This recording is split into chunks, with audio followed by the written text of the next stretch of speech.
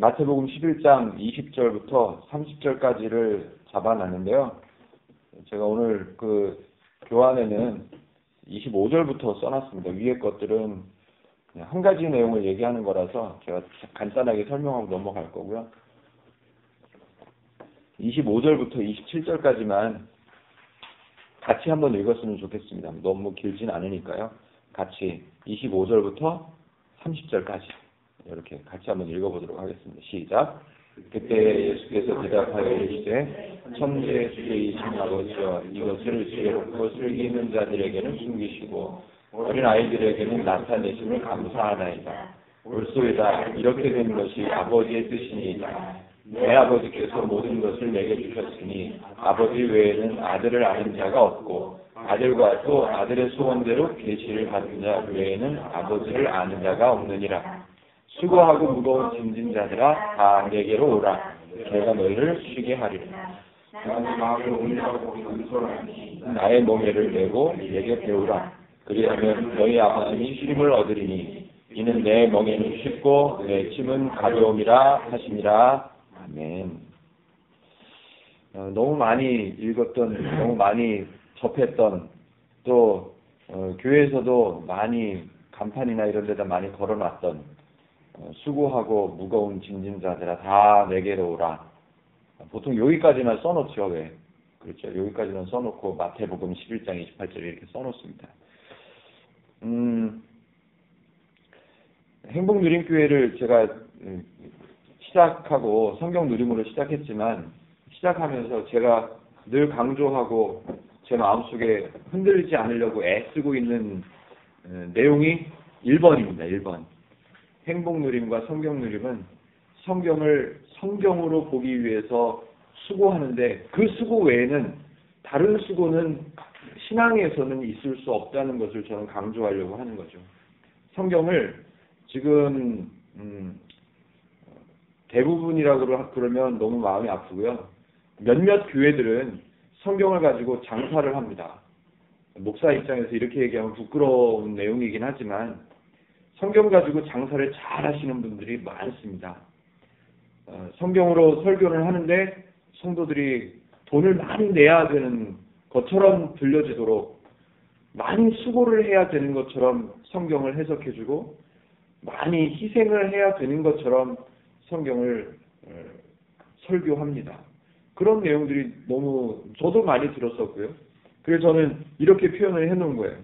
성경으로 장사하는 지도자들이 성경을 복 받는 비결로 해석한다. 저는 이렇게 표현을 해놨습니다. 이건 아닌 거죠. 왜 이런 형태의 설교나 이런 형태의 목회가 나올 수 있느냐 하면 29절, 오늘 28절을 봐도 이 한 구절을 해석하는데도 너무 예수님께서 말씀하시는 의도하고는 너무 다른 쪽으로 가는 거죠. 수고하고 무거운 짐진 자들아 다 내게로 오라. 내가 너희를 쉬게 하리라 라고 말씀해 놓으셨는데 제가 일부러 빨간색으로 써놨는데 지금 28절을 세 부분으로 나눠서 본다면 빨간색으로 해놓은 내가 너희를 쉬게 하리라 이게 제일 중요한 거거든요. 이게 제일 중요한 건데 우리는 앞에 것만 왜? 교회에서 사람들을 불러 모아야 된다고 생각했으니까 그리고 사람들이 다들 이 시대 사람들이 수고한다고 생각하고 힘들다고 무거운 짐을 지고 있다고 늘 생각을 하면서 살고 있는 사람들이 대부분이니까 초청하기가 좋은 거예요. 수고하고 무거운 짐진 자들아 다 내게로 오라 라고 말해놓고 사실은 이 성경대로 초청을 한다면 이래야 맞습니다. 수고하고 무거운 짐진 자들아 다 내게로 오라. 내가 너희를 쉬게 하리라. 교회가 너희를 쉬게 이걸 이렇게 강조를 해야 된단 말이죠. 수고하고 무거운 짐진 자들아 다 내게로 오라 까지는 그냥 살살 읽고요. 내가 교회가 하나님이 너희를 쉬게 하리라 이걸 강조해야 되는데 대부분은 어떻게 강조하냐면 수고하고 무거운 짐진 자들아 다 내게로 오라.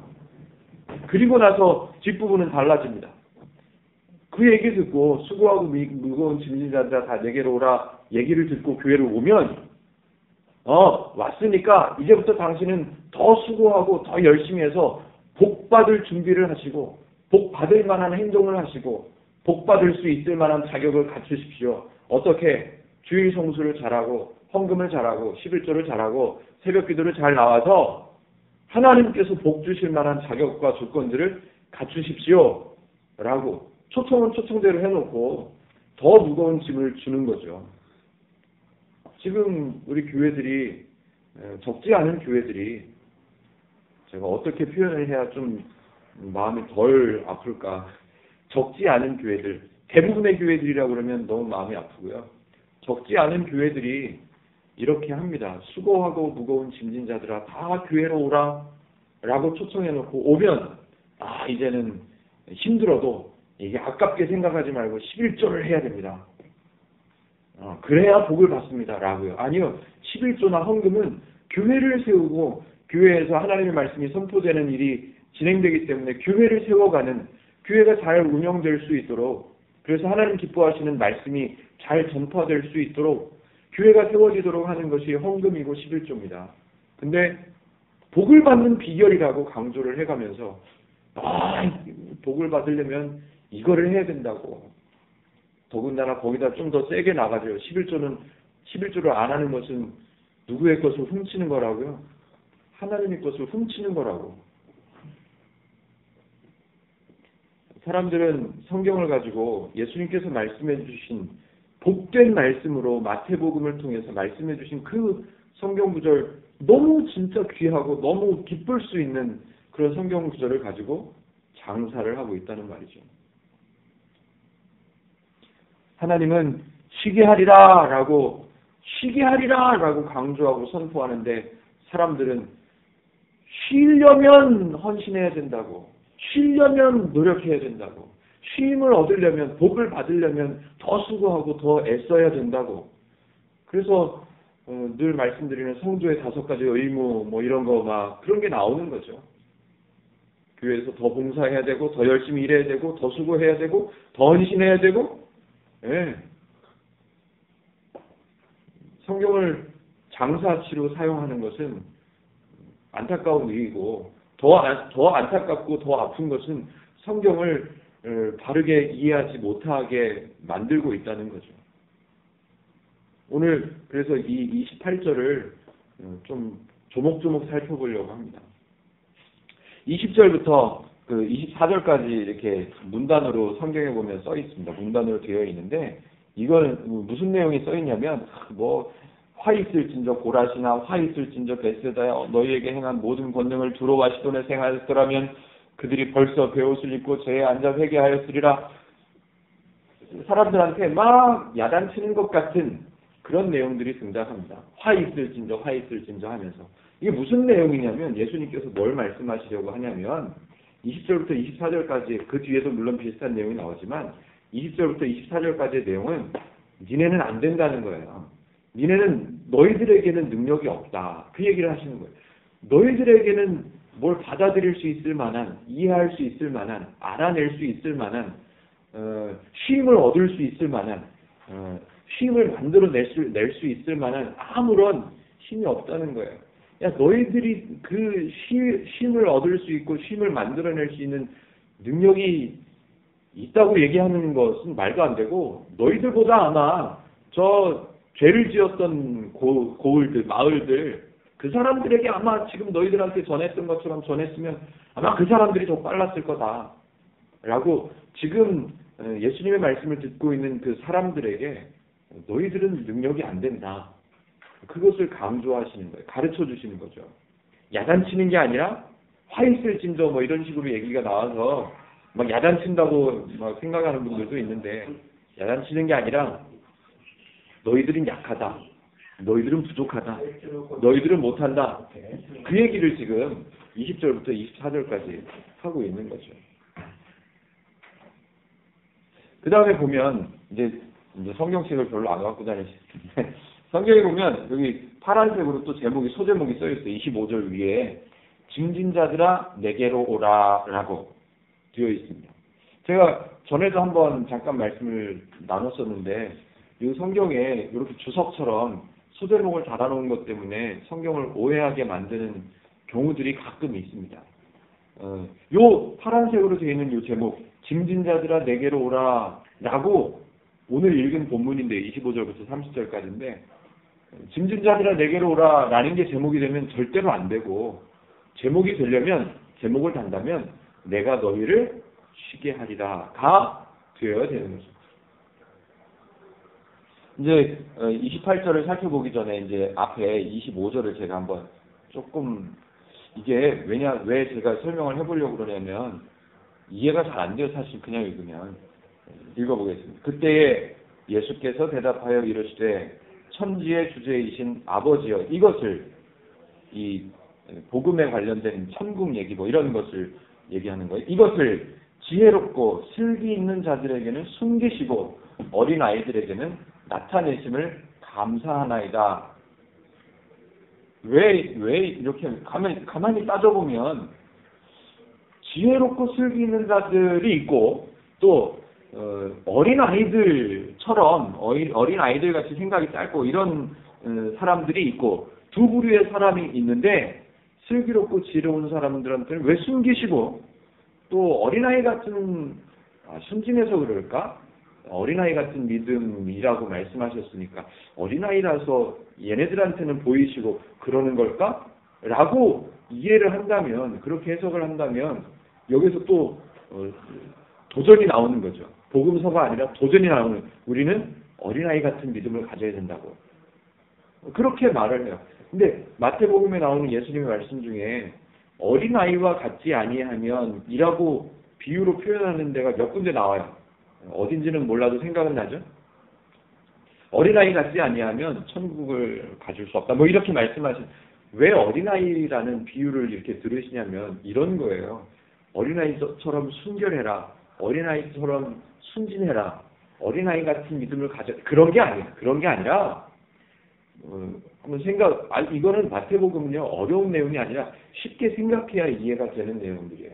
만약에 오창호 선생님 보고 어린아이 같이 생각해라 라고 하면 그냥 말로는 그렇게 할 수 있어요. 말로는. 근데 오창호 선생님이 정말로 어린아이처럼 생각을 할 수 있느냐? 가능할까요? 불가능할까요? 불가능한 거예요. 저와 여러분들이 어린아이같이 생각하거나 어린아이같이 순진할 수 있는 방법이 없단 말이에요. 그러니까 너희들은 방법이 없다라는 얘기를 어린아이 같지 않으면 천국을 가질 수 없다라고 말씀하시는 거예요. 너희들은 어린아이 같이 될 수가 없어. 그러니까 너희들은 천국을 가질 수가 없어. 그러니까 내가 주러 왔지. 그 얘기를 하시는 거지. 우리는 어린아이 같은 믿음을 가져야 됩니다. 그러기 위해서는 우리가 어떻게 해야 될까요? 해서 우리가 해야 될 일이 1, 2, 3, 4가 나오면 되는 게 아니에요.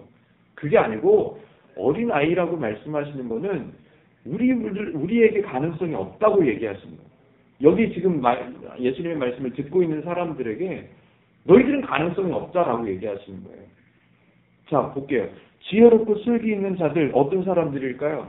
지금 예수님 말씀을 듣고 있는 사람들 중에 바리새인들이나 서기관들은 자기네들이 율법을 세워놓고 자기네들이 그 율법을 지켜야만 구원을 얻을 수 있다고 강조하죠.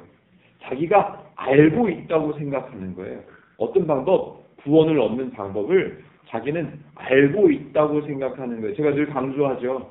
예수님은 말씀하실 때 사람들의 입장에서 이해되도록 사람들의 입장에서 말씀하신다고요.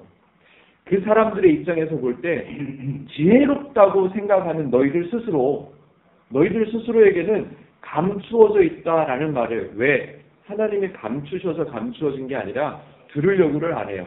왜 들으려고를 안 해요? 내가 알고 있다고 생각하니까. 내가 지혜롭다고 생각하니까. 내가 슬기 있다고 생각하니까. 나에게는 방법이 있어. 나에게는 그 방법에 대한 지식이 있어. 라고 생각하니까 예수님이 무슨 말씀을 하셔도 안 듣는 거예요. 그것을 안 듣는 거를 예수님은 숨겨져 있다라고 표현하는 거예요. 또 어린아이에게는 나타내셨다. 왜 그럴까요? 어린아이들은 우리가 뭐라 그래? 잘 모른다 그래. 애들이 뭘 알아. 걔네들은 좀 안다고 하더라도 애들은 몰라요. 애들은 모르니까 누가 무슨 얘기를 하면, 엄마가 무슨 얘기를 하면, 친구들이 무슨 얘기를 하면 다 들어요. 왜? 내가 잘 모르는 건데 저 사람이 얘기하네? 그래서 들어요. 듣는 어린 아이들처럼 듣는 것을 여기에 성경에서는 예수님 뭐라고 표현하셨냐면 아이들에게는 나타내셨다라고 그러는 거예요. 예수님께서 말씀하시는 천국에 관련된 얘기를 어린아이처럼 모른다고 생각하는 사람들은 듣는단 말이에요. 근데 바리새인들처럼 내가 알아. 내가 정답을 갖고 있어. 구원받는 길을, 방법들을 갖고 있어. 라고 지혜롭다고 생각하는 사람들은 맨날 얘기해도 안 들어요. 안 듣는 사람들을 향해서 지혜롭고 슬기로움 있는 사람들에게는 감추어졌다, 숨겨져 있다라고 표현하시는 거예요.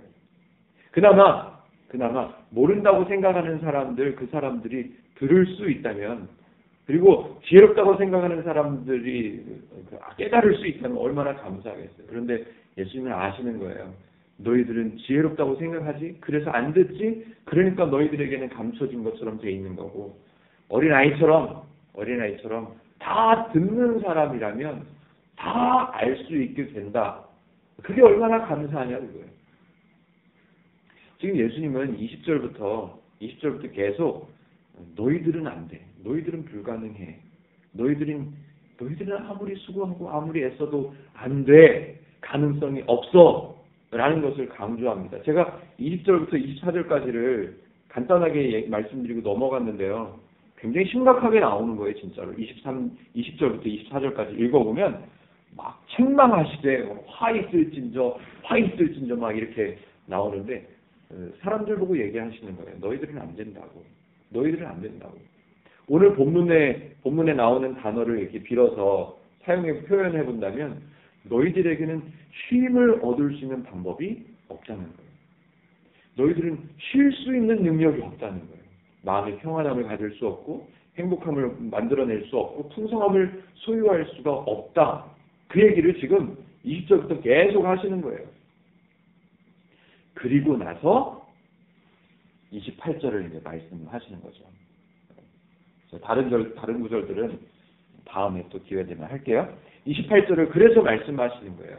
근데 이제 28절을 한 부분 제가 따서 말씀을 좀 살펴보겠습니다. 수고하고 무거운 짐을 진 자들, 이 대상을 설명하는 거예요. 수고하고 무거운 짐진 자들 이렇게 말씀하셨어요. 그러면 여기서 수고하고 무거운 짐진 자들이란 어떤 사람들일까요? 우리가 생각하는 지금 28절만 따로 딱 떼가지고 28절 한 구절만 이렇게 따로 딱 떼가지고 읽어보면 다른 생각을 할 수가 없어요. 아, 사람의 인생은 고달프지. 그래, 예수님이 인생을 아시는구나. 사람들이 살아가는데 얼마나 힘들겠어. 얼마나 수고하고 얼마나 무겁게 느끼겠어. 라고 이해할 수밖에 없죠. 요거 한 절만 따로 떼놓으면. 근데 지금 제가 앞에 일부러 서론을 길게 했습니다.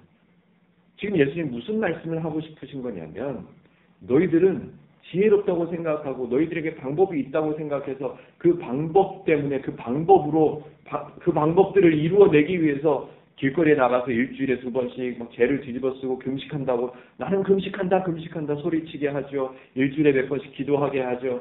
지금도 뭐라 그러더라? 라마단이라고 그래요? 그 사람들은 뭐 1년에 한 달씩은 금식한다면서요? 그런 규칙들 자기네들이 지혜롭다고 생각해서 구원에 이를 수 있는 방법들을 수고하는 내용들을 다 만들어 놓고 예수님 입장에서 보면 너희들은 그런 것들을 아무리 해도 그런 일들은 소용이 없다는 거예요. 왜 필요 없는 수고를 만들어서 그걸 짐으로 만들고 있냐 그 얘기예요. 없어도 되는 짐을 하지 않아도 되는 수고를 왜 너희들은 굳이 만들어가지고 필요 없는 수고를 너희들은 지금 하고 있냐 그 얘기를. 그런 너희들 인생이 무겁고 힘들고 가정생활이 힘들고 뭐 직장에서 스트레스 이런 얘기를 하는 게 아니에요 지금. 예수님은 너희들이 쉴 수 있는, 너희들이 평안할 수 있는, 너희들이 풍성할 수 있는 방법은 없다는 거예요. 누구에게? 너희들에게는 없다는 거예요. 너희들은 아무리 지혜롭다고 생각해서 똑똑하다고 생각해서 너희들에게 방법이 있다고 주장하고 그 방법대로 수고하고 그 방법대로 애쓰고 아까 제가 말씀드린 것들을 조금 다시 반복해 본다면 수고하고 무거운 짐진 자들 다 교회로 초청해놓고 이제부터 복을 받으려면 새벽기도를 열심히 나와야 되고 뭐를 열심히 해야 되고 천둥번개가 치는 것처럼 기도할 때 부르짖어야 소리쳐야 되고 이런 방법들을 얘기하는 거예요. 너희들이 그렇게 하면 될 거라고 생각하는 지혜롭고 슬기 있다고 생각하는 너희들에게는 감추어져 버렸어. 그 방법들은 다 없는 것들인데 왜 그런 것들을 가지고 헛되게 수고하고 무거운 짐을 지고 있냐, 얘들아. 그 얘기를 하시는 거죠. 그 얘기를. 그런 사람들 보고 말씀하시는 거예요. 내게로 와. 그런데 한 가지 또 생각해야 되는 거는 예수님께서 지금 내게로 오라고 그러셨어요. 내게로 오라고 그러셨는데 지금 예수님께서 앞에 20절부터 쭉 말씀을 읽어보니까 이 사람들이 예수님께서 내게로 와라 그렇게 말씀하셔서 알아듣고 올 수 있는 사람이 있을 것 같습니까? 없을 것 같습니까? 그런 대상들을 뻔히 아신단 말이에요. 저와 여러분이 제가 말주변은 없지만 지금 짤막하게 20절부터 설명을 잠깐 들어봐도 알 수 있잖아요. 수고하고 무거운 짐진 자들 똑똑하다고 생각해서 헛수고를 하고 괜한 짐들을 만들어내는 그 사람들에게 내게로 와 라고 얘기했을 때 올 사람이 없다는 것을 저와 여러분들이 요만큼만 살펴봐도 이해가 된단 말이에요. 근데 예수님이 그걸 모르셨을까요? 예수님이 오라 그러면 올 거라고 생각하시고 내게로 오라 라고 말씀하셨을까요? 예수님은 지금 그렇게 표현하시는 게 아니라 안타까운 마음으로 호소하시는 거예요. 내게로 오라 했을 때 안 온다는 걸 아세요. 그러면 사람들이 안 왔어요? 내게로 오면 평안함을 주고 구원을 얻을 수 있고 기쁨을 얻을 수 있고 행복을 얻을 수 있어 라고 말씀하셔도 안 와요. 하나님이 이 땅에 내려오셔서 천국을 가지고 오셨어요. 주시려고 이 땅까지 내려오시는 수고를 하셨어요. 일을 하셨어요. 근데 사람들한테 주려고 얘기를 해도 얘네들이 안 와요. 그러면 그 뒤에는 뭐죠? 그 뒤에는 예수님이 주려고 그랬는데도 안 와 땡! 그렇게 하고 돌아가 버리실까요? 아니요. 오라 그래서 안 오면 누가 가요? 예수님이 또 가시는 거예요. 예수님. 제가 주일날 설교할 때도 그런 말씀을 드렸어요. 교회는 사람이 수고하고 사람이 일하는 기관이 아니라 교회는 하나님이 사람을 위해서 수고하신 것, 하나님이 사람을 위해서 일하신 것들을 배워가는 것이 교회라고. 지금 예수님은 그 사람들, 가능성이 없는 사람들, 오라 그래봐야 안 올 거라는 것을 뻔히 아는 사람들에게 내게로 오라라고 말씀하신 것은 내가 가겠다는 말씀을 하시는 거예요. 니네가 안 오면 내가 갈 거야. 니네가 안 오면 내가 간다. 라고 말씀하시는 거예요. 그리고 나서 선포하시는 거죠. 내가 너희를 어떻게 한다? 쉬게 하겠다. 내가 너희를 평안하게 하겠다. 내가 너희를 풍성하게 만들어내겠다. 그래서 사실은 오늘의 제목은 내가 너희를 쉬게 하리라가 되어야 되는데 우리는 늘 이 부분의 성경을 볼 때 수고하고 무거운 짐진 자들아 다 내게로 오라. 여기가 제목처럼 느껴졌단 말이에요. 아니요. 예수님이 어떤 면에서 보면 그 수고하고 무거운 짐진 자들아 다 내게로 오라. 여기까지는 포기하고 투영하는 식으로 말씀하신 거예요. 포기하고. 아시는데 이 사람들을 알아요. 아시는데 오라 그래도 안 올 사람들이고 뭔 말을 해도 자기네들끼리 지혜롭다고 생각해서 듣지도 않고 자기네들끼리 괜히 필요 없는 거 가지고 만들어내가지고 수고하고 필요 없는 짐을 만들어서 무겁게 하고 다 알아요. 예수님 너무너무 잘 아세요. 다 포기하고 어떤 면에서 보면 다 포기하고 그냥 푸념하듯이 말씀하신 거예요. 수고하고 짐 졌지. 필요 없는 수고하고 있지. 내게로 와. 못 와? 그럼 내가 가야지. 내가 가서라도 내가 너희를 쉬게 하리라. 이렇게 봐야 복음 같지 않아요? 이렇게 봐야 복음이죠. 이렇게 가야. 왜 수고하고 무거운 짐진 자들 다 내게로 오라라고 초청해놓고 그런 성도들은 그런 예수님께서 보셔도 불가능하고 능력도 없고 힘도 없고 이때까지 헛수고하다 온 사람들에게 왜 또 헛수고를 하라 그래요? 뭐를 해야 되고 뭐를 해야 되고 뭐를 해야 되고 기도할 때는 꼭 큰 소리로 부르짖어야 되고 방언을 해야 되고 뭐를 해야 되고 왜? 참 안타깝죠. 자, 여기까지만 보면 이제 어떻게 이해가 좀 방향을 이해가 되시는지 모르겠습니다. 근데 또 참 아이러니한 게 28절까지만 딱 봤을 때 아 그렇구나. 아 듣고 보니까 이야 진짜 예수님의 마음이 이렇구나 라고 기쁘게 여기서 딱 끝내면 좋은데 여기서 끝나면 좋은데 29절 30절을 읽어보면 야 이거 뭐 또 똑같은 얘기네 하고 느껴질 만한 내용이 나옵니다. 뭐라고 써있냐면 같이 한번 읽어봤으면 좋겠어요. 같이 한번 29절 30절만 한번 읽어볼게요. 시작. 너는 마음이 온유하고 겸손하니 나의 너를 내게 이는 내 머리를 씻고 내 짐을 가벼움이라 하시니라. 또 멍에를 져야 된대요. 멍에를 매야 되고 또 배워야 된대요. 그러고 나면 금방 내가 너희를 쉬게 하리라 라고 선포해 놓으셨는데 그 뒤에 바로 다음 절에 그리하면 이라는 조건절처럼 보여지는 구절이 나와요. 멍에를 메고 내게 배우고 그리해야만 너희 마음이 쉼을 얻어. 이거 뭐 마음이 이랬다 저랬다 금방 바뀌는 것처럼 보여지잖아요. 그렇게 보여지지 않나요? 28절에서는 내가 너희를 쉬게 하리라 말씀하셔놓고 29절에 가서는 이거 하고 저거 하고 이거 하면 쉼을 얻을 거야 라고 말씀하신 게 말이 안 되잖아요. 말이. 이해되도록 한번 제가 풀어보겠습니다. 이해되도록. 지금 28절에서 선포를 하셨어요. 누가 하겠다고? 예수님께서 내가 하겠다고. 어떤 일을요? 사람들을 쉬게 해주겠다고. 필요 없는 수고, 쓸데없는 짐들 다 내가 없게 해주겠다고. 예수님이 한 방에 해결하실 거니까 다 내가 없게 해줄 거예요. 쉬게 해줄게 라고 선포해 놓으셨어요. 그리고 나서는 지금 20절부터 오늘 본문을 잡아놓은 내용만 볼 때 20절부터 27절까지의 내용은 이 사람들이 예수님께서 선포하시는 말씀 앞에 나오는 사람들이에요. 다시 말하면 스스로 지혜롭다고 생각하고 헛수고하고 괜히 필요 없는 짐을 지고 있는 그래서 무겁게 살아가고 있는 그 사람들을 설명하신 거예요.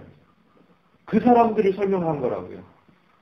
너희들의 상황은 지금 이래. 지혜롭다고 생각해? 그러니까 감춰져 있는 거지. 어린아이처럼 들을 줄 알아야지. 막 이런 얘기들을 해서 설명을 하셨어요. 어떤 사람들을 가능성이 없는 사람들, 쉴 수 있는 방법이 절대로 없는 사람들을 설명을 하신 거예요. 앞부분에는 야단치거나 그 사람들에게 기대를 하시고 말씀하신 게 아니라 그냥 그 사람들을 설명하신 내용이에요. 설명. 그 사람들을 설명해 놓고 28절에 내가 너희를 쉬게 할 거야 라고 선포해 놓고 그 다음에는 쉬게 함을 받은 사람들을 설명하는 거예요. 선포했잖아요. 선포했으니까 그 선포함을 받은 이후에는 너희들은 나같이 될 거야. 내 수준이 되는 거야. 너희들은 어떤 수준이요? 마음이 온유해지고 저절로 겸손하게 되고 내가 남들을 위해서 수고하는 것을 기쁨으로 내가 남들을 위해서 내가 그 사람들의 짐을 대신 져주는 것을 감사로 기쁨으로 감격으로 즐거움으로 할 수 있는 나 같은 마음을 너희들은 갖게 되는 거야. 그 얘기를 설명을 하시는 거예요. 설명을. 앞부분에는 그 선포하시는 부분에 앞에 있는 내용들은 가능성이 없었던 사람들의 모습을 설명하시는 내용이고 선포하시고 나서는 예수님께서 그 선포하시고 난 이후에 사람들의 모습을 설명하시는 거예요. 나는 마음이 온유하고 겸손하니 나 같은 사람이 너희들은 되는 거니까 나의 멍에도 맬 수 있고 나에게 배운 사람처럼 나에게서 배운 사람으로 살아가게 되는 거야. 그러면 너희 마음은 저절로 또 쉼을 얻게 되는 거야. 자동적으로 예수님은 선포하셨어요. 너희가 쉬게 되리라고 선포해 놓고 그래서 쉬게 되는 거야를 설명하시는 거예요. 한 번 더 설명하시는 거예요. 이는 내 멍에는 쉽고 내 짐은 가벼움이라 하시니라. 내가 너희들을 위해서 수고하는 게 이게 너희들이 볼 때 큰 짐이라고 아니야. 이게 얼마나 기쁜데 내 백성을 위해서 십자가를 지려고 이 땅에 내려온 거야. 내 백성이 가능성이 없어서 내가 결단해서 사람의 몸을 입고 이 땅에 내려온 이 멍에를 지는 것처럼 힘든 게 아니라 기쁘고 즐겁고 그 사람들, 그 어린 사람들, 그 아파하는 사람들을 볼 때 내가 이제 쟤네들을 쉬게 해줄 수 있지, 나로 인해서 쟤네들이 쉼을 얻을 수 있겠지 하는 기대감, 감격, 그런 것들이기 때문에 내가 지고 있는 이 멍에는 쉬운 거야. 이게 무거운 게 아니라 너무너무 가벼운 거야. 근데 너희들도 그렇게 된다는 거야.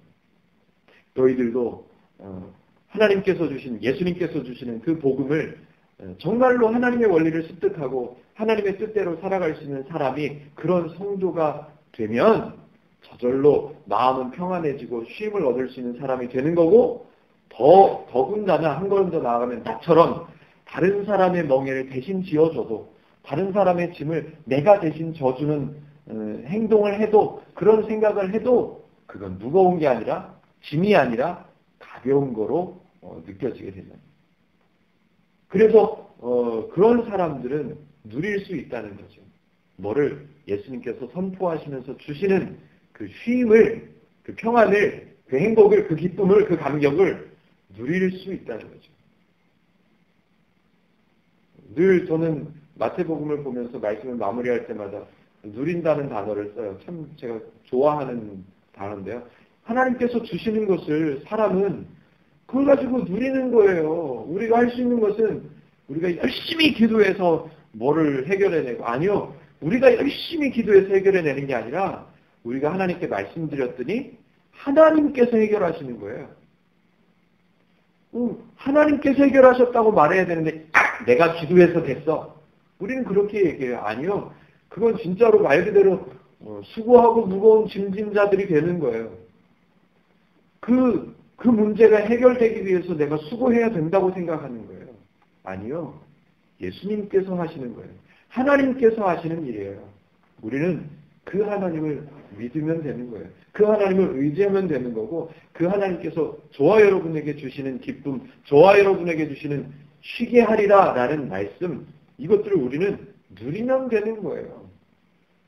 그래서 제가 행복 누림이라고, 성경 누림이라고 그렇게 우리 모임의 이름도 그렇게 만들었었고, 교회 이름도 행복 누림이라고 한참 고민을 했죠. 여러분들은 어떨지 모르겠지만 제가 목사라서 그런 게 아니라 제가 어쨌든 앞에 서 있으니까 교회 이름을 정할 때 얼마나 고민을 했겠습니까?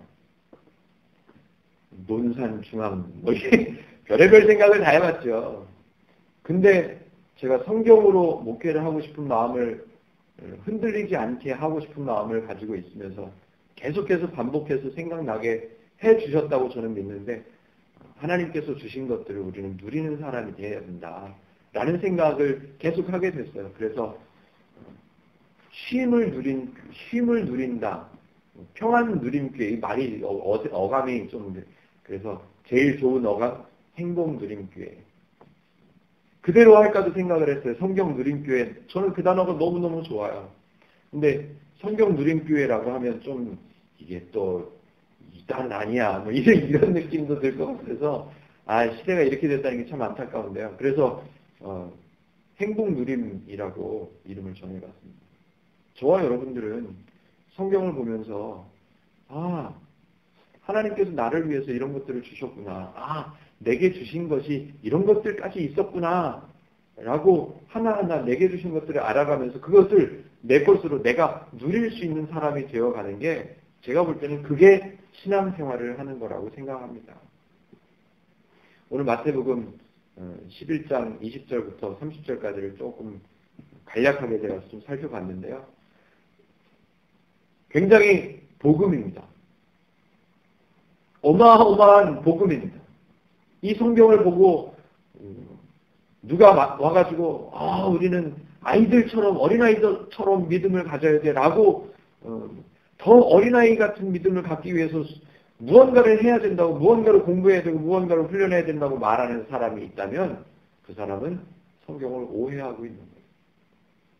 수고하고 무거운 짐진 자들아 다 내게로 와라 말해놓고 힘을 얻을 수 있는 방법, 복 받을 수 있는 방법에 대해서 얘기하면서 돈을 많이 내면 복 받을 수 있어, 새벽 기도를 안 빠지면 복 받을 수 있어, 구역장을 하면 복 받는 일이야, 뭘 하면, 이렇게 설명하는 사람은 정말 말 그대로 수고하고 짐진 사람들입니다.